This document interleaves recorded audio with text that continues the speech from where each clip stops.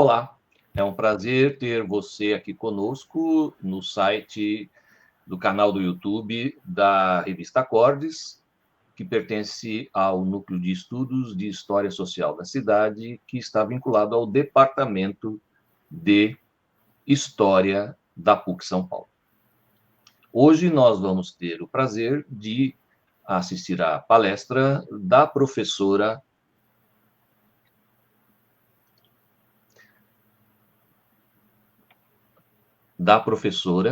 Márcia Barros Valdívia. Ela é pós-doutora em História Social e psicanalista. Atua clinicamente através do coletivo Fala Livre e na Clínica Santinelli. É pesquisadora do Núcleo de Estudos de História Social da cidade, UNESCO, da PUC de São Paulo. Membro do corpo editorial de pesquisadores do mesmo núcleo e também da revista Psicanálise, a via do Instituto Alonso de Psicanálise. Atua como professora de História da Arte, da Arquitetura e da História e Cultura Árabe no ensino superior. Trabalha principalmente nos seguintes temas: cidade, propaganda, drogas, boemia, medicação, eugenia, etnia, corpo e beleza.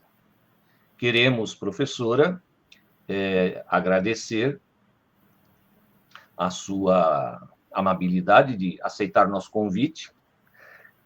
Eu sei que você pertence aqui também ao nosso núcleo, né? Mas eu sei que você tem uma vida corrida, né? Tem várias atividades, e reservou esse momento para nós. Então, nesse momento, então, a palavra é sua.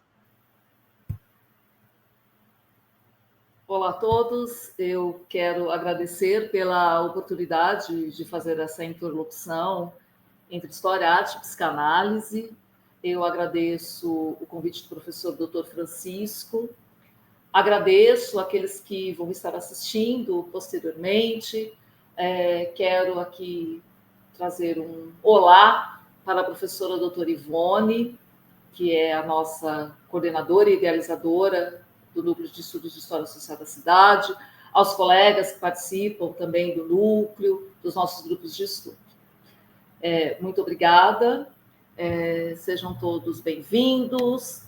Tem gente que vai assistir de manhã, outros de tarde, à noite, de madrugada. Então, uma boa palestra para todos nós aqui. A nossa conversa, ela será em torno de um texto do Freud, que foi escrito em 1922, publicado em 1923, e que tem o título Uma Neurose Demoníaca do Século XVII. Está no volume 19, num volume que é intitulado Ego, Id e Outros Trabalhos. Eu quero fazer um pouquinho de considerações sobre o texto, né, onde eu vou depois fazer uma breve interlocução entre história, arte e psicanálise. Mas em relação ao texto, eu fico muito impressionada com Freud nesse texto, porque eu vejo Freud como um polímata, pela sua capacidade de interlocução com várias áreas do conhecimento, assim como eram os intelectuais do Renascimento, como, por exemplo, Leonardo da Vinci, seus pares, eles eram polímatas. O Leonardo, por excelência, era pintor, escultor, arquiteto, anatomista e historiador. O Freud, nesse texto especificamente, ele faz um trabalho de historiador.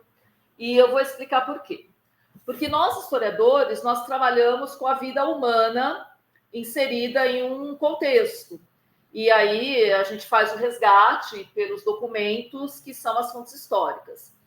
E eu escolhi trazer esse texto aqui para a nossa conversa, porque, além de historiadora, eu estou atuando como psicanalista, tenho minha formação como psicanalista, e eu vi aqui que o Freud, ele vai também, né, como nós, historiadores, que trabalhamos com a vida humana inserida em um contexto, o Freud aqui, ele também trabalhou com fontes históricas. A saber, já vou falar quais foram. A pintura, que é um tríplico votivo, eu vou trabalhar um pouco com ela, e um texto clerical do século XVII.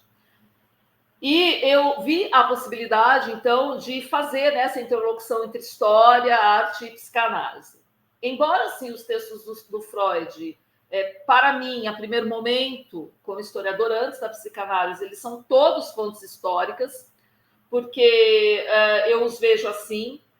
Eu sou uma historiadora que trabalho com discursos médicos e suas ações. Eu trabalho com biopoder, eu trabalho com eugenia, padrões de beleza e feiura, inclusive, que deu a origem do meu trabalho de pós-doutorado, onde eu realizei, né, acabei publicando a obra O Império da Toilette. Eu não sei se dá para ver, mas eu acredito que sim. A Beleza e a Feiura na Belle Époque, onde eu mostrei como que os discursos da eugenia, do higienismo e do sanitarismo estavam tanto digeridos na cena pública da cidade, no caso de São Paulo, e como a eugenia ela estava também nas propagandas de produtos de toalete. E como isso se construiu a história e uma estética da beleza. E, ao trabalhar com a estética da beleza, eu também consegui vislumbrar, consegui estudar, consegui perceber o reverso da beleza, que é a feiura. Então, eu também construo a estética da feiura nesse trabalho, onde, inclusive, eu acabei estudando os círculos de horrores, onde nós temos um obeso, e temos pessoas de outras etnias, não europeias, pessoas muito altas, pessoas com problemas físicos e ou mentais. Então, todas essas pessoas que formaram o círculo de horrores, elas vão acabar constituindo a feiura, e a base do racismo, do etarismo, da misoginia, que tanto impactam ainda os nossos dias, como nós temos resíduos desses discursos, dessas práticas eugênicas, higiênicas e sanitárias, inclusive até na nossa atualidade, né, em pleno século XXI. E o que acontece aqui no texto aqui do Freud? Eu, como historiadora, olhei para as obras freudianas exatamente como discursos médicos do final do século XIX e início do XX, até porque o Freud, ele é um cara da Belle Époque. O Freud ele vai morrer no final da década de 30, e ele inicia seus estudos no final do século XIX.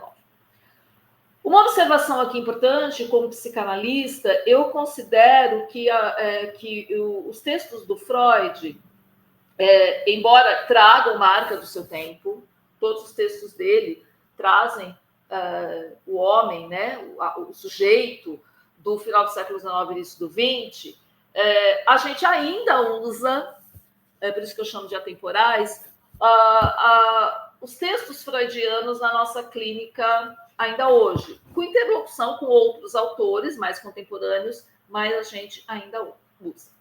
Então, é importante para a nossa reflexão, para a gente iniciar a nossa reflexão, pensar o que é fonte histórica. E aí eu preciso aqui do meu slide para eu poder aqui colocar a nossa discussão aqui sobre fonte histórica. Já que eu vou também trabalhar com o texto do Freud como uma fonte histórica e muito mais olhando as fontes do século XVII, que são os textos clericais e a obra de arte lá, o tríplico votivo, que são do século XVII, mas tiveram o olhar do Freud sobre essas duas fontes. Fonte histórica é tudo aquilo que, por ter sido produzido pelos seres humanos ou por trazer vestígios de suas ações e interferência, pode nos proporcionar um acesso significativo à compreensão do passado humano e de seus desdobramentos no presente. As fontes históricas são as marcas da história. Quando o indivíduo escreve um texto ou retorce um galho de árvore de modo a que este sirva de sinalização aos caminhantes certa trilha, quando um povo constrói seus instrumentos e utensílios, mas também nos momentos em que modifica a paisagem, o meio ambiente à sua volta, em todos esses momentos e em muitos outros, os homens e mulheres deixam vestígios, resíduos ou registros de suas ações no mundo social e natural. Está aí na obra A Fonte Histórica, do José Barros de Assunção. Por que eu afirmo que o Freud fez um trabalho de historiador? Porque ele fez algo muito parecido com o que eu faço, e talvez ele tenha até feito de forma intuitiva, já que eu sou historiadora antes de ser psicanalista. E a minha linha de abordagem ela está muito voltada à história da vida privada e do cotidiano e das sensibilidades.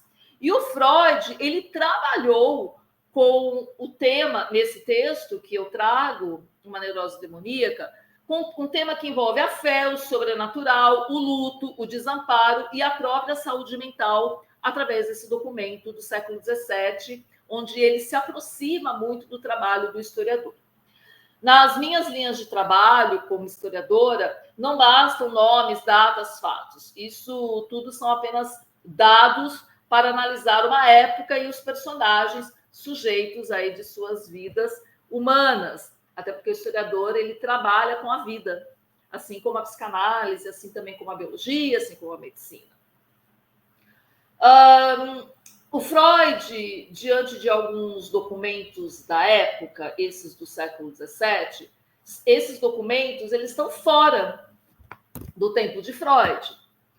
E ele fez a análise a respeito da situação de um jovem pintor chamado Christoph Heisman. O Christoph Heisman ele é uma pessoa que nasceu entre 1651 a 1652, a gente não sabe se foi 51, 52, né? 1651 ou 1652, e ele faleceu em 1700.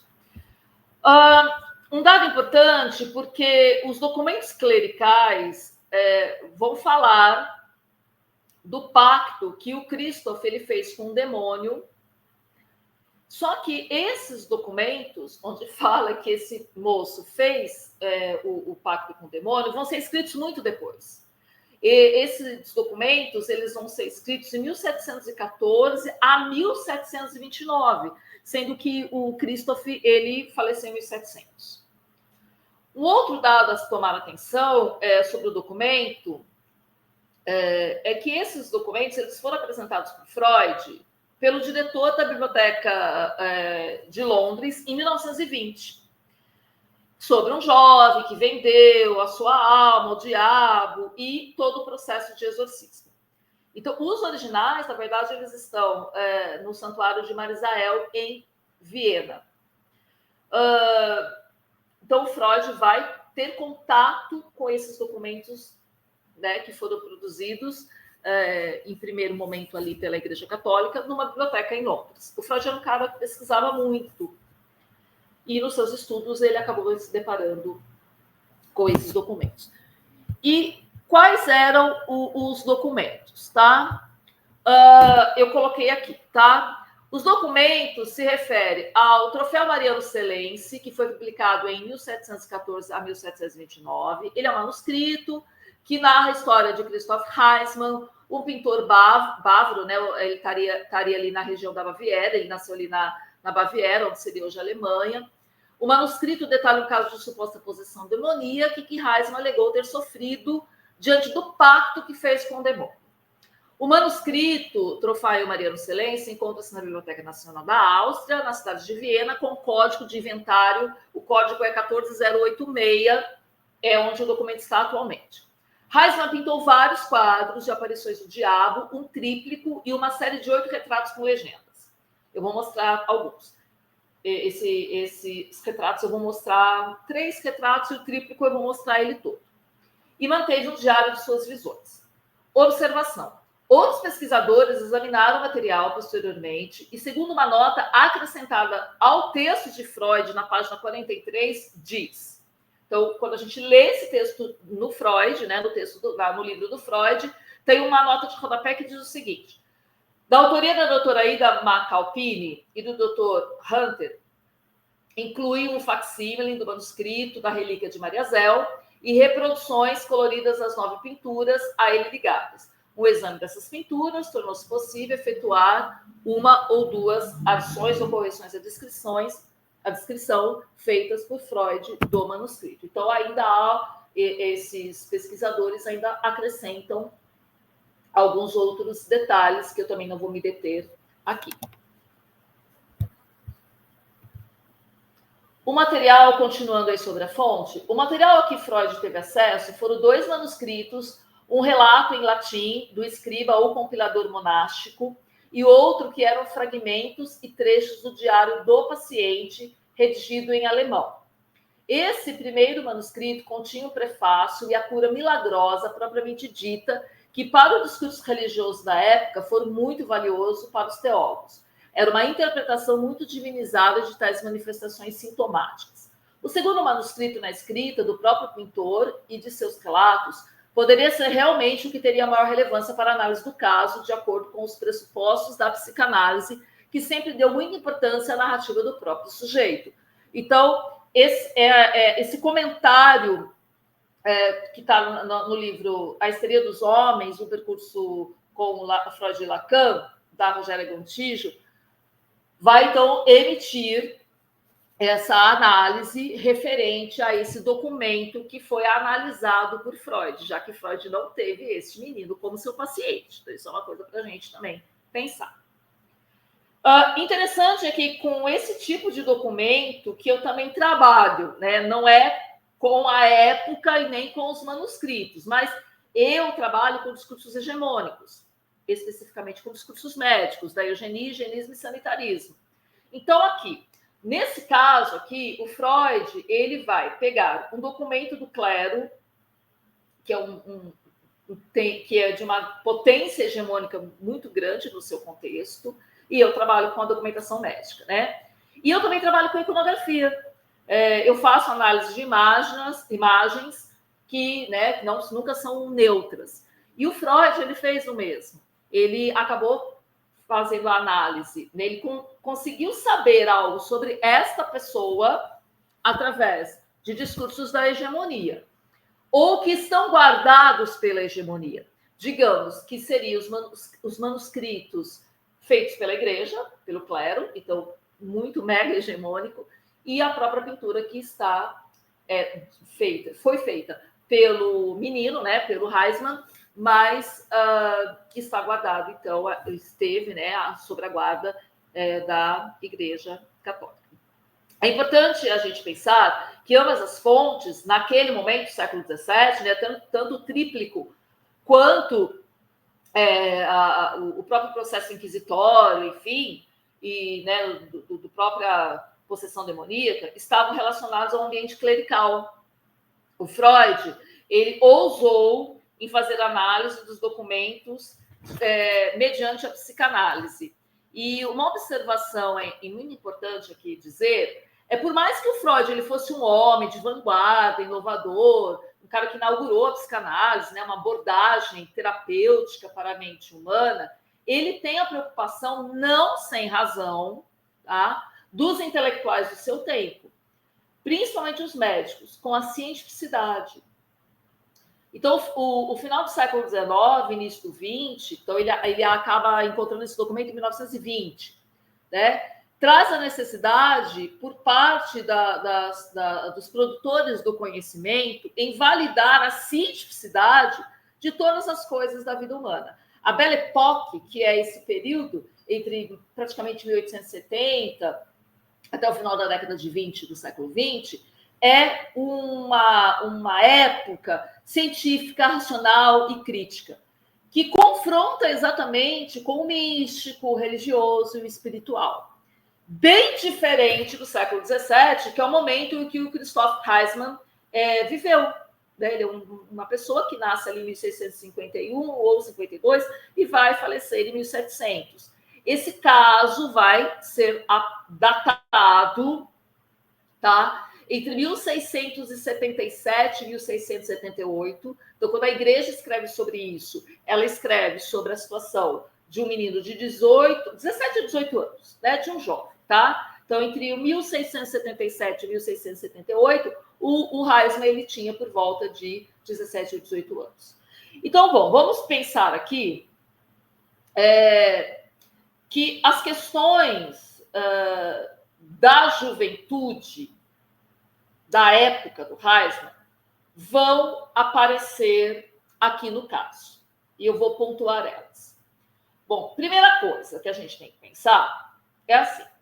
O título que o Freud dá do texto, que fala sobre esses dois documentos, que contam a história do Heisman, né, o título que o Freud dá, Uma Neurose Demoníaca no século XVII, já traz uma contradição, uma ironia, talvez, do Freud. Por quê? Se é uma neurose, é algo da ordem psíquica, mental. O que seria no século XVII loucura. E não é algo demoníaco, da ordem espiritual, sobrenatural. Então, já tem uma provocação.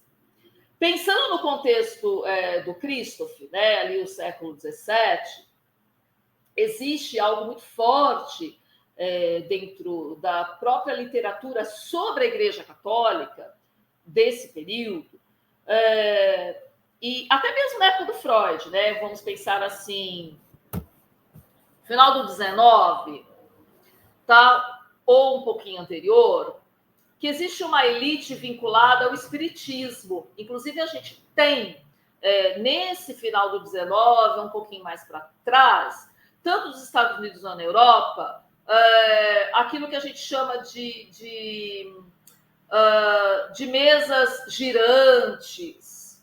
O próprio espiritismo kardecista surge nesse contexto. Inclusive, a Mari Del Priore tem um livro muito interessante chamado Do Outro Lado, História do Sobrenatural e do Espiritismo. Então, tanto em uma época, a época a qual o Heisman viveu, como na outra, a qual Freud viveu e ainda tem os resíduos dessa questão do espiritismo, a fé pela razão, com essa questão das mesas girantes, traz algo que é de natureza assim, espiritual, metafísico, que não é uma coisa da área da saúde mental. E porque é o seguinte, a neurose, ela é algo que não era comum e nem explicado no século XVII, né, no século XVIII. Essa palavra neurose, ela vai aparecer em 1777, então na década de 70, né, ali do século XVIII, com um médico chamado William Cooley. E a noção como algo científico, psíquico, vem com o Freud. Então, o contexto histórico do jovem, lá no século XVII, foi bem propício para falar em possessão demoníaca e o pacto com o demônio. Por quê? Porque houve um recrudescimento lá no contexto do Heisman, tá? Do menino, do nosso jovem aqui, da Igreja Católica diante da Reforma Protestante. A Reforma Protestante é algo que acontece no século XVI, 1517, onde a Igreja Católica ela precisava conquistar ou reconquistar fiéis. Que a Reforma Protestante ela vai fazer uma série de questionamentos, inclusive com várias teses, mais de 90 teses de Lutero. Então, tudo nessa região onde ali seria a Alemanha, essa região em que o jovem está, contestando algumas questões que a Igreja Católica colocava em sua liturgia, enfim, e seus dogmas. Fora isso, a gente ainda tem resíduos do Renascimento, né, que é um movimento artístico e intelectual que foi extremamente múltiplo e que vem também questionando a mentalidade medieval, onde a Igreja Católica ela imperava, principalmente no Ocidente, a Igreja Católica Apostólica Romana Ocidental. E mais ainda, nós temos o Iluminismo, que já aparece também em 1685. Então, a Igreja Católica ela precisa se reformar.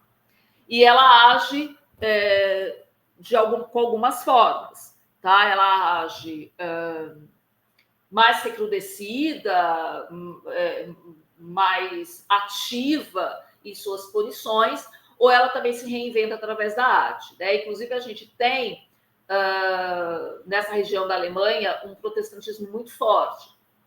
Então, a Igreja Católica ela vai usar o recrudescimento da violência diante daquilo que ela considera errado, como que é pecado, ou que é indecifrável, inexplicável. E a Igreja também ela vai agir através da arte, do barroco. É aquela arte dramática, como uma arte pedagógica, inclusive que traz uma liturgia católica. Tem uma observação que eu gostaria de fazer, é que a Igreja da Reforma Protestante também praticou violências, inclusive também, né, há uma arte barroca específica nos países protestantes. Mas é importante a gente saber, no período ali do Cristóvão, do nosso jovem, houve interlocuções religiosas que trabalham interlocuções que são feitas nas instituições que trabalhavam com inquisição, exorcismo e a própria demonologia, que engloba tudo isso. A demonologia ela vai englobar uma pedagogia, ela vai englobar ensinamentos, ela vai englobar imputar culpa e até os atos mais, digamos, do ápice, assim, mais trágicos, que seriam o exorcismo e a Inquisição. Porque os processos de exorcismo, eles são também bastante complexos, bem dolorosos. E esses elementos todos auxiliam, então, na composição da mentalidade de uma época que é muito favorável, então, para essas manifestações do maligno, que é personificado, então, na figura do demônio, tá? E aí eu trago aqui um pouquinho da etimologia dessa palavra, demônio, né? Do latim daimon, espírito, do grego daimon, divindade, poder divino, Deus de menor importância, espírito guia, deidade tutelar, às vezes podendo incluir espírito dos mortos. Daimon, provedor, aquele que divide de uma base, né? Dar, repartir, dividir. Diabo, do grego diabolos, que é o que desune, contrário de símbolo, símbolo que une, no latim escritos respectivamente, diabolos e símbolos. Então, quando a gente vai falar aqui no termo diabo, né, é importante a gente entender que essa palavra vem, então, o significado de obstáculo, né? O símbolo une, o diabolos desune. É aquele que faz o obstáculo, obstaculariza, né? Aquele que é o que traz ali o impedimento da relação com o homem, com Deus, ali da literatura judaico-cristã. E se a gente for pensar em psicanálise, tá? Para o Freud, as pulsões de vida, que é a libido, quando ela está obstruída, a pessoa não pode dar vazão àquilo, ou fixada e até mesmo reprimida ou recalcada, vem o adoecimento. Então, aí que Freud faz a ponte entre aquilo que é demoníaco e aquilo que ele chama de neurose. E aí eu trago um trecho aqui do texto do Freud. Não precisamos ficar surpresos em descobrir que, ao passo que as neuroses dos nossos pouco psicológicos dias de hoje assumem um aspecto hipocondríaco e aparecem disfarçadas como enfermidades orgânicas, as neuroses daqueles antigos tempos surgem trajes demoníacos. Diversos autores, e dentre eles Charcot, é o principal, identificaram, como sabemos, manifestações de histeria nos retratos de possessão e êxtase que nos foram preservados das produções artísticas. Os estados de possessão correspondem às nossas neuroses, para cuja explicação, mais uma vez, recorremos aos poderes psíquicos. Aos nossos olhos, os demônios são desejos maus e irrepreensíveis, derivados de impulsos instintuais que foram repudiados e reprimidos.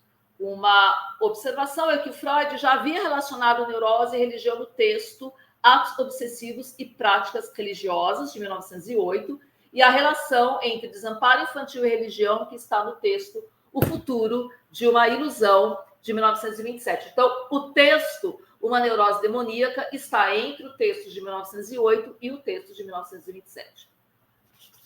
Então, o Freud, ele fala da neurose, inclusive ele cita a hipocondria como uma forma de neurose, onde a pessoa ela precisa se manter em tratamento com muitos remédios para acalmar os seus demônios, né? Então, para acalmar os seus obstáculos, acalmar as suas pulsões que não foram realizadas, as suas frustrações. Então, aqui o Freud vê na figura do Christoph, né, uma neurose vestida de trajes demoníacos. Então, a neurose, ela não deixa de ser um mal-estar angustiante, né, um obstáculo, como a etimologia da palavra diabolos. É importante trazer uma definição de neurose aqui para a discussão do caso, tá? Para a gente entrar, então, mais para o campo psicanalítico. Olha só, a neurose tornou-se uma afecção ligada a um conflito psíquico inconsciente de origem infantil e dotado de uma causa sexual. Ela resulta de um mecanismo de defesa contra a angústia e uma formação de compromisso entre essa defesa e a possível realização de um desejo. Segundo Laplanche e Pontales, as fisionomias clínicas das neuroses são caracterizadas por sintomas neuróticos que são considerados comportamentos perturbados de ideias e sentimentos que se manifestam como uma defesa contra a angústia, constituindo um conflito interno na posição neurótica, da qual o sujeito tira um certo proveito de sua situação. Esse proveito, que pode ser chamado de benefício secundário da neurose. Nas neuroses, goza-se dos sintomas e das fantasias ancoradas, fixadas, cristalizadas, enlaçadas aos sintomas. Ainda a partir de Laplanche e Pontales, também nos dito dos sintomas neuróticos do ego. Este não se encontra em boas relações com os outros, não atendendo um equilíbrio satisfatório. É importante dizer aqui que sexualidade para o Freud é muito mais amplo do que a relação sexual onde os genitais se encontram. A sexualidade para Freud ela está em tudo aquilo que vivemos, que experienciamos como prazer ou desprazer do nosso corpo. Tanto que, para Freud, a criança já tem sexualidade na sua primeira fase, que é a fase oral, onde a zona erógena é a boca, depois vai passando para a fase anal, fálica, depois o período de latência, que é onde, digamos, não há tanto prazer no corpo, mas mais na atividade intelectual, para, por fim, ter a fase do genital. Então, são aquilo que é experienciado pelo nosso corpo, e tudo passa pelo nosso corpo, o nosso eu, o nosso ser, o nosso ego é constituído corporalmente. Para Freud é sexualidade. Então não é que Freud só fala em sexo, é porque para Freud a sexualidade ela tem muito mais amplitude do que no senso comum. Christoph, então, ele assume que fez o pacto com o demônio, porque ele precisava ser curado, aí vem a questão neurótica, de convulsões e visões. Já que ele diz ver o demônio, e ele aí vai fazer, buscar a cura do Santuário de Maria Zél, né? Que aí, nesse documento clerical, vai estar discutindo, eu vou contar um pouco, porque ele faz o pacto, depois ele vê que o pacto não adiantou porcaria nenhuma e que ele se vê atormentado pelo demônio. Então, eu vou trazer aqui, primeiro, eu não vou trazer o documento, mas eu vou trazer o tríplico votivo aqui, né? Digamos, atribuídos ao Christoph, feito em 1677 e 1678. Então, vai ter uma narrativa, tá? Então, é um tríplico votivo. Então, aqui são 3 partes. Eu vou fazer a narrativa desse tríplico. Ele tem uma estética barroca, tá? O barroco ele usa... É mais quase um barroco no estilo maneirista, porque não tem aquelas luzes e sombras muito escuras, mas tem uma narrativa dramática. E também é um barroco que está dentro de um país protestante também, embora dentro de uma igreja católica, o estilo de barroco dentro dos países protestantes ele é um pouco diferente dos países católicos. Mas, enfim, não vou me deter tanto nesses detalhes, mas eu vou explicar, então, essa narrativa que vai ter, então, a expressão do nosso menino aqui, do nosso jovem que fez o pacto com o demônio. Bom, primeiro aqui a gente tem nessa... Onde está o meu mouse aqui, que é do lado esquerdo da tela, o Christoph, que é essa pessoa ali, né, um menininho com a sua bolsinha, num campo, onde ele é visitado por um homem, tá? E depois eu vou contar o que o homem diz para ele. Então, é o demônio aparecendo para ele conta aí, né, em forma humana, antropomórfica. Do outro lado aqui, a gente tem, do lado direito, eu vou me concentrar depois na parte do centro, onde já mostra o Christoph de pé aí, né? Parece assim, mais adulto, né? Não mais tão ali parecendo mais de menino, e o demônio ele parece já com uma forma antroposomórfica, né? Onde há elementos animal e humano. E no centro desse tríptico votivo, digamos, onde ele encontrou a cura, né? Então tem os sacerdotes, e a cura está dentro do Santuário de Maria Zélia. Tá.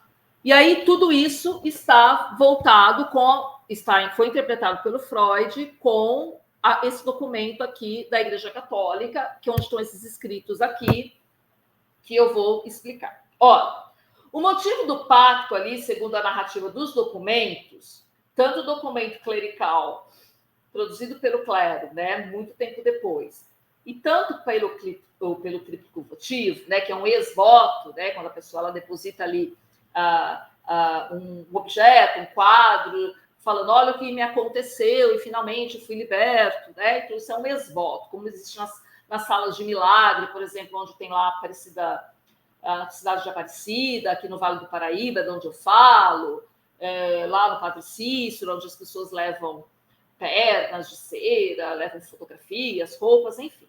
É mais ou menos o sentido desse tríptico votivo. Mas o que está escrito no documento? Que o motivo do pacto, então, segundo esse documento clerical e o documento iconográfico, é que o demônio procurou o Christoph. Então, seria essa primeira parte, onde ele está vestido de homem, né? O demônio ele está como uma figura antropomórfica. O que vai nos dar uma característica de que ele é o demônio é a presença do cachorro preto, porque na literatura judaico-cristã e dentro do próprio judaísmo antigo, o cão ele é sinônimo, ainda mais se for um cão preto, ele é sinônimo do demônio, enfim. E na própria mentalidade medieva tem essa relação, que o cachorro preto está ligado ao demônio. Então, como que eu sei que a marca do demônio está no tríptico votivo? Pelo cachorro preto. E ali, este demônio, na figura de homem, com cachorro preto, chegou perto desse menininho que está sentado ali e ofereceu riqueza, segurança, poder, prazer, luxúria, muitas mulheres e diversão. E aí o Christoph diz que ele nem tinha pedido tudo isso. Porém, se a gente for observar, tudo isso, né, o poder, a riqueza, a luxúria, as mulheres, são temas e áreas que permeiam a vida de jovens. E que geralmente é o pai que proporciona, né, ou ensina, inicia o filho, né, e o menino nessas questões do mundo adulto, né, digamos, da boemia nas tavernas, embora a gente não possa falar do termo boêmia exatamente na Idade Média, mas aí nesse período moderno a gente já tem algumas coisas de tavernas, né? Essa vida noturna, essa vida onde há mulheres, essa primeira experiência sexual, de fato, ali do ato sexual. E isso tudo, o Felipe Arrier, na História da Criança e da Família, ele nos dá menções que isso também era uma questão de uma juventude no período moderno e até medievo. Na página 105, o Arrier fala sobre isso. E acontece aqui que na vida do Christoph há uma questão sociopsíquica, né, de um desamparo emocional, porque ele é um órfão. Então, ele está enfrentando um luto, frustrações, recalques, repressões, né? Ele se vê no desamparo financeiro, ele não consegue trabalhar, ele é um pintor, né? Ele não consegue se manter materialmente. Então, por isso, ele se submete, segundo os escritos, a ser filho do demônio, a pertencer de corpo e alma, né? Então, de corpo e psique, porque a alma para o Freud é o aparelho psíquico, é a psique. Tá? E, inclusive, na literatura judaico-cristã fala, né, que nós somos corpo, alma e espírito. Tá? Então, a alma ela não é o espírito, nem na literatura judaico-cristã, são coisas diferentes, e também muito mais para a psicanálise. Então, a psicanálise ela cuida da alma, que seria a psique, que é o aparelho psíquico. Então, isso está textualmente no texto do Freud, tá? Que ele se vende de corpo e alma para o demônio. Acontece que esse menino começa a reclamar, tá? Que ele não tinha pedido tudo isso, e que tudo aquilo, né? Luxúria, riqueza, ele não pediu tudo isso. Mas ele se encontra numa situação de desamparo. E ele se vê atormentado por convulsões e visões. Então, ele tem um sintoma de adoecimento. E ele diz que o pacto não funcionou. E que ele quer resolver isso, porque o pacto não resolveu a depressão dele, não resolveu o luto, ele não ganhou nada, ele não ganhou dinheiro, ele não prosperou, ele não pintou quadros, virou um pintor famoso, não foi um cara que ganhou notoriedade no barroco, nada disso. A situação dele de verdade não mudou com o pacto, só que ele se vê atormentado. E aí o Freud vê a questão da culpa. Tá? E o Freud ele também observa que lá no documento do pacto não tem a parte do demônio no compromisso. Se é um pacto, tinha que ter a parte do demônio pactuando. Não tem, só tem do menino. O Freud encontra algumas contradições no documento. Uma é assinado de vermelho, dizendo que era com sangue, outra era com outro tipo de tinta. Tem umas contradições e não tem a parte do demônio, só tem a parte do Cristo. E entende-se que o Freud entendeu? Que o pai do moço, na vida real, não foi comprometido com ele. Ou que ele, o Christoph, ele simbolizou a falha desse compromisso.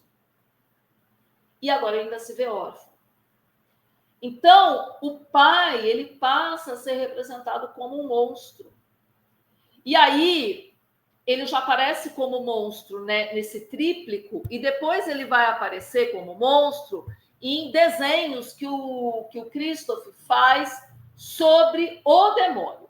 E aí ele repete, né? Ele repete, de novo, do lado esquerdo, o homem vestido, né, como até um burguês, o demônio vestido como um homem, desculpe, o demônio vestido como um homem. Eu só sei que tem uma imagem do mal por conta do cachorro preto.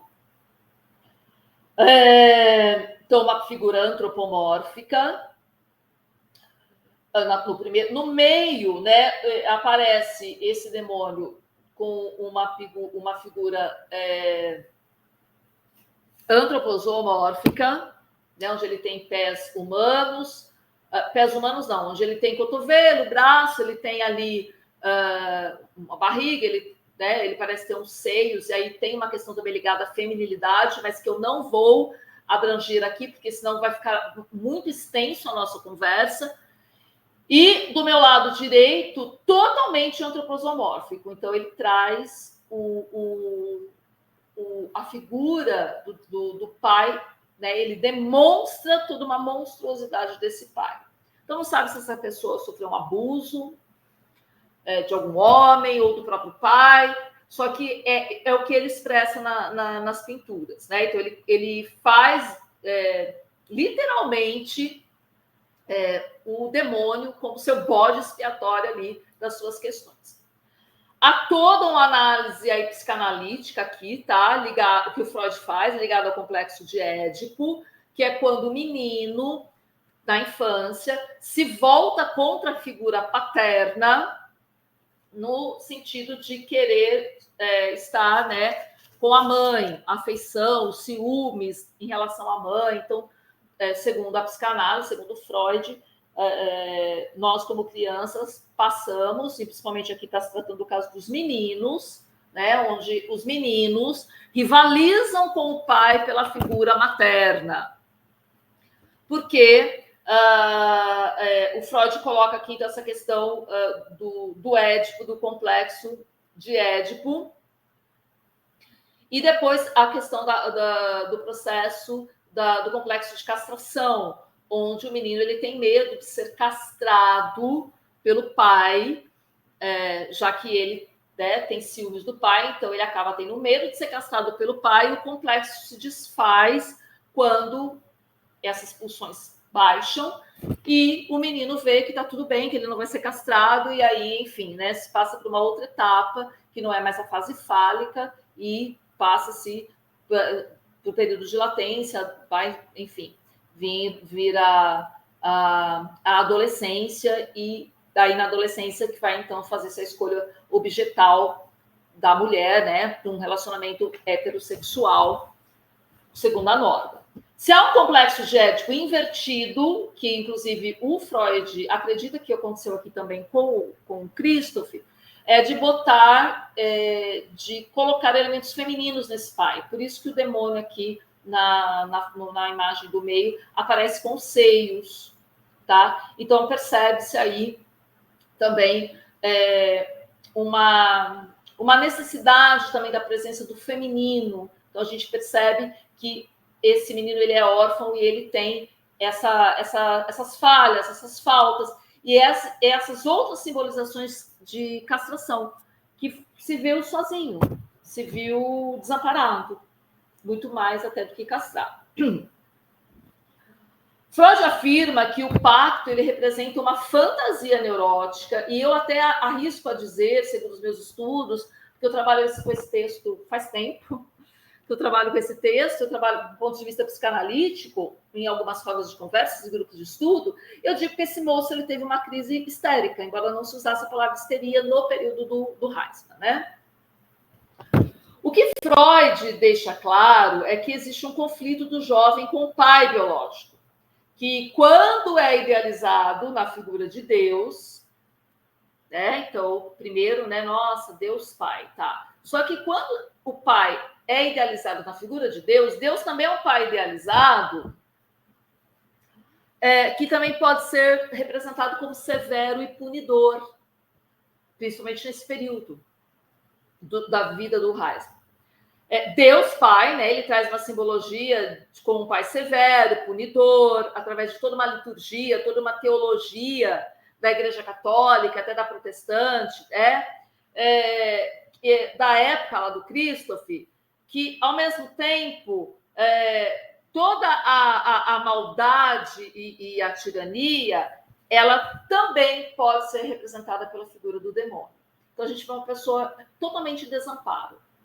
Tanto em desamparo pelo pai biológico, tanto em desamparo por uma figura de um Deus, que a igreja ela era extremamente rígida, né? Então, também esse Deus, pai, ele também pune, ele também cobra, ele também coloca culpa. E, finalmente, né, para acalmar essas representações do pai, nossa, eu não posso pensar que meu pai é isso, e muito menos de Deus, eu, Cristo, então, escolho o demônio, porque nele cabe tudo isso. Nele cabe toda essa maldade, nele cabe toda essa tirania. O Freud explica, e na verdade eu digo que o Freud interpreta o seguinte: temos aqui um exemplo do processo com que estamos familiarizados, pelo qual uma ideia que possui um conceito contraditório ambivalente se divide em dois opostos nitidamente contrastados. As contradições da natureza original de Deus, contudo, constituem um reflexo da ambivalência que governa a atitude do indivíduo como seu pai pessoal. Se o Deus benevolente e justo é um substituto do pai, não é de admirar que também sua atitude hostil para com o pai, que é uma atitude de odiá-lo, temê-lo e fazer queixas contra ele, ganhe expressão na criação de Satã. Assim, o pai, segundo parece, é o protótipo individual tanto de Deus quanto do demônio. Mas deveríamos esperar que as religiões portassem marcas indeléveis do fato de que o primitivo pai, Primevo, era um ser de maldade limitada, um ser mais semelhante ao demônio do que de Deus. Freud está dizendo aí, quando ele vai falar sobre a figura do pai na obra chamada Totem e Tabu, onde se tem um pai Primevo, um pai extremamente totalitário, um pai onde todas as fêmeas eram dele e os filhos matam, então, esse pai. E ao matar o pai, sentem culpa e criam ali um totem para adorá-lo. Então, psicanaliticamente, o que está acontecendo aqui? Existe um conflito, assim como lá, né, no Totem Tabu, das tribos primevas, segundo Freud, existe um conflito real. Esse menino se vê no desamparo, não sabemos se ele foi abusado, não sabemos se o pai dele cuidava dele ou não, ele é um órfão. Nem mãe aparece na história dele. Tá, questão com o masculino. A gente tem uma questão aí dele com o masculino. O que ele faz? Nossa, meu pai é horrível, ele é um monstro, mas eu não posso pensar isso dele. Nossa, também a igreja e Deus, porque né, ele também teve seus conflitos com Deus. Não posso pensar assim de Deus. Então eu vejo o demônio. O demônio, ele carrega toda essa carga. Isso a gente vê nas interpretações, inclusive, do Freud. Então, há uma ambivalência, né, da própria criança também, do ódio e amor ao pai, no período ali da fase fálica e ali do complexo de Édipo. A questão é que o pacto com o demônio não resolveu o problema desse menino, desse jovem, e ainda trouxe outros.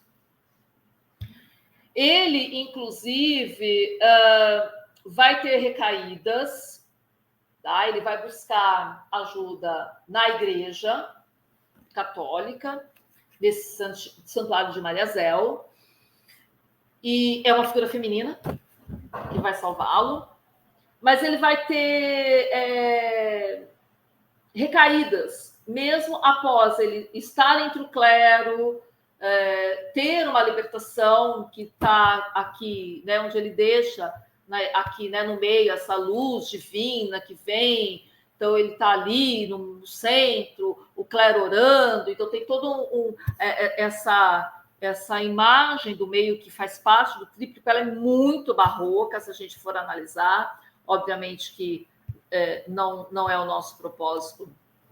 Aqui então tomaríamos muito tempo para fazer toda a discussão do tríptico votivo, mas é na figura materna que ele encontra alento, né? Inclusive, a própria Igreja Católica, na literatura judaico-cristã, ela é representada por uma mulher. Tanto a igreja fiel, a igreja infiel, né? Então, quando se fala de infidelidade, a prostituta, tal, dos próprios livros do próprio livro de Apocalipse fala, né? A igreja, tanto a fiel quanto a infiel, ela é representada por uma mulher. E também pode ser assim comparado aí esse alento na igreja ao alento que ele gostaria de ter tido com a figura materna. Inclusive, é um momento em que o demônio aparece com os peitos. Então, a gente percebe o quanto essa orfandade desse menino, esse desamparo naquela sociedade, é algo que mexeu com a sua psique, com as suas emoções, né? Com os seus pensamentos, com as suas sensações. O desfecho é o seguinte: o Christoph se torna um religioso. Então, o que acontece com ele? Numa vida de reclusão, ele ingressa numa ordem chamada Ordem dos Hospitalários, que é uma ordem clerical que cuida de doentes, inclusive tem os primeiros hospitais ligados a doentes mentais, a doentes com doenças incuráveis, e doenças transmissíveis, como a lepra, nesse contexto dele, do Christoph. Aparentemente, ele nunca se curou, de fato, porque quando ele ingeria álcool, vinho, até dentro da igreja, ele tinha crises. Então, o Freud vê como que a culpa está internalizada ainda nele, né, de ter pensado tudo isso, de ter passado tudo isso, de ter criado essa história, porque para o Freud ele criou essa história, mas ele se mantém sob a proteção da igreja, né? Então eu já falei a figura materna, a virgem, a ideia de uma mãe imaculada, né, representando a mãe, e do clero representando ali o pai. E ele também vai atuar numa ordem militar. E essas próprias ordens militares católicas vão dar um amparo, vão censurar, vão cuidar, né? Por exemplo, de pessoas que estão na devassidão, ou que são desajustados naquela sociedade, porque ele é um problema, né? Ele é um problema para a sociedade. Ele é visto como um louco ou como um possuído, então é alguém que precisa manter-se sob vigilância. Qual é a avaliação do Freud sobre isso? O Freud diz que é um caso clínico de demonologia, eu acho isso extremamente contraditório. Então, o caso clínico de demonologia desse tipo produziria sobre a forma de metal puro um material que nas neuroses de uma época posterior, não mais supersticiosas, mas antes hipocondríacas, tende a ser laboriosamente extraído pelo trabalho analítico, do minério das associações livres e dos sintomas. Não é algo fora do comum para um homem adquirir uma depressão melancólica e uma inanição em seu trabalho em resultado da morte do seu pai. Quando isso acontece, concluímos que o homem fora ligado ao pai por um amor especialmente intenso. Essa ênfase na ambivalência, contudo, prepara-nos para a possibilidade de o pai ser submetido a um aviltamento, como vemos conhecer na neurose demoníaca do pintor. Se pudéssemos conhecer tanto sobre Christoph Heisman, quando conhecemos sobre um paciente que faz análise conosco, seria assunto fácil de trazer à tona essa ambivalência. Fazê-lo recordar, quanto à face, a quais provocações ele encontrou motivos para temer e odiar o pai, e, acima de tudo, descobrir quais foram os fatores acidentais que se acrescentaram aos motivos típicos para o ódio ao pai, inerentes ao relacionamento natural de filho e pai. Ele está falando do complexo de Édipo. Quando Freud fala aí nesse texto sobre associação livre, quer ver? Ele fala ali, eu só quero explicar, o trabalho analítico sobre associações livres, que o princípio da psicanálise é a pessoa ela falar livremente o que faz ela vir à sessão. Então, o Freud não analisou essa pessoa, que ela fala, né, pelo que ele chama de talk cure, que é a cura pela fala. Então, o Freud, esse menino não foi paciente do Freud. O discurso que Freud analisa do menino é o tríplico votivo, que ele junta com o documento da igreja, que não foi nem produzido pelo menino. O que eu vejo? Eu vejo que a realidade externa e interna, então a vida, o cotidiano, a sociedade daquele momento, e a mente, isso seria a realidade externa, e a própria mente, né, o próprio aparelho psíquico desse jovem, né, o aparelho psíquico, a nossa psique, onde estão os nossos pensamentos, sentimentos e sensações de que vivemos e que às vezes a gente nem lembra. Então, eu digo que essa realidade externa e interna do Heisman compôs esse comportamento diante aí da sociedade que ele vivia, né? No qual o Freud, inclusive, ele vai falar o seguinte sobre esse período. Christoph Heisman tinha bastante de artista e de filho deste mundo. Para achar difícil renunciar a esse mundo pecaminoso. Não obstante, em vista de sua posição desamparada, afinal assim procedeu. Entrou para uma ordem sagrada. Com isso, tanto sua luta interior quanto sua necessidade material terminaram. Em sua neurose, esse desfecho refletiu-se no ato de suas crises e visões terem um fim com a devolução de um suposto primeiro compromisso. Na realidade, ambas as partes de sua doença demoníaca tinham o mesmo significado. Ele quisera a todo tempo simplesmente tornar segura sua vida. Primeiro tentara consegui-lo com a ajuda do demônio, ao custo de sua salvação. E quando isso fracassou, teve de ser abandonado. Tentara alcançá-lo com o auxílio do clero, ao custo de sua liberdade e da maioria das possibilidades de prazer na vida. Talvez ele próprio fosse apenas um pobre diabo, simplesmente sem sorte. Talvez fosse ineficiente ou pouco talentoso demais para ganhar a vida, e um daqueles tipos de pessoas que são conhecidos como bebês eternos, incapazes de arrancar-se do estado beatífico do seio da mãe e que, por toda a sua vida, persistem na exigência de serem nutridos por alguém. Foi assim que, nessa história de sua enfermidade, ele seguiu o caminho que levou do seu pai, por intermédio do demônio, como substituto paterno aos piedosos padres da igreja.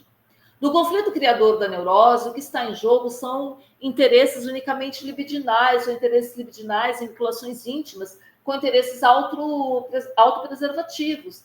A dinâmica da neurose é a mesma. Uma libido representa que não pode ser satisfeita na realidade, logra êxito com auxílio de uma regressão a fixações antigas e encontrar descarga através do inconsciente reprimido. O ego do doente, na medida em que pode extrair um lucro da doença a partir desse processo, aprova a neurose.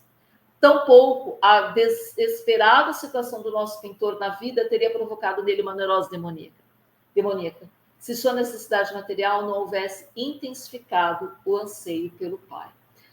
Ou seja, foi um mecanismo de defesa de sobrevivência que esse jovem ele viveu, ele passou. Eu concluo que o Freud ele não analisou esse moço em seu divã, mas usou dessa história, da sua vida, através dos documentos históricos. Então, Freud foi muito ousado em pegar os manuscritos da igreja, pegar o tríplico votivo e escrever esse texto. E propor interlocuções entre história, arte e psicanálise aqui. Ele que me deu a ideia de trazer, o texto do Freud me deu a ideia de trazer essa fala, porque ainda é um texto, uma situação que nos provoca e intriga até hoje. É a questão do desamparo, que tanto ainda aflige não só adolescentes, mas também adultos. E se a gente for pensar, a gente está falando tanto em adultização da criança, que não é só a questão da sexualidade. A adultização é quando alguém que ainda não está preparado na sua infância, na sua adolescência, para lidar com o desamparo, para lidar com situações que já seriam do mundo dos adultos, mas que ele ainda não teve a oportunidade de aprender. Então, esse menino órfão, um jovem órfão, mas a adolescência do período moderno era diferente de hoje, a juventude sim. Mas há questões na vida humana, nas fases da vida, que equalizam a todos nós, independentemente da época em que vivemos, e isso dentro da nossa realidade interna, onde nós somos pressionados por nossos anseios, nossos desejos, nossas necessidades, as nossas prioridades, e, obviamente, que nós acabamos entrando, muitas vezes, em conflito dentro da nossa realidade interna, e ainda temos que dar conta da nossa realidade externa. Era isso que eu tinha para conversar aqui.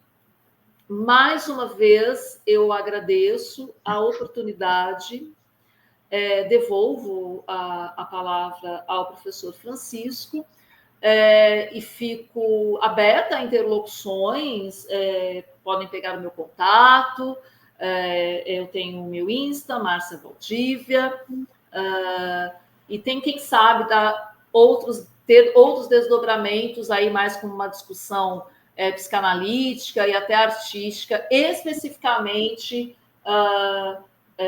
do caso do Christoph Reisman. Muito obrigada. Nós é que agradecemos, professor, por esta palestra, que você nos apresentou, unindo arte, história e psicanálise. Muito interessante. O Freud realmente é um pensador muito instigante. Eu li dele aquele estudo que ele fez sobre o Leonardo da Vinci, né? Achei muito interessante. Eu não sou do ramo da psicanálise nem da psicologia, mas acho muito interessante esse tipo de abordagem que você realizou. E nós queremos também convidar você que está nos assistindo para a próxima palestra que vamos ter no mês de setembro. Então, professora, sucesso na sua carreira como historiadora, como psicanalista, e que você seja feliz na sua área de clínica, né? Possa ajudar pessoas com os mais variados, não sei se posso falar problemas, né? Ou Para o Freud era adoecimento. Para o Freud, a psicanálise, digamos assim, raiz fala em adoecimento. E aí os outros acabam falando de outra forma. Tá bom. Mas são os conflitos. Os conflitos. E hoje em dia eu penso que nós temos muito mais conflitos do que a gente possa, talvez, imaginar, né? Eu vejo, assim, no noticiário, na sala de aula, né? Também, a gente vê o jovem, principalmente, muito cheio de conflitos, bombardeados por esta sociedade moderna, né? Da internet, das redes sociais e etc. Então, muito obrigado, professora, e até o nosso próximo encontro. Tchau, tchau.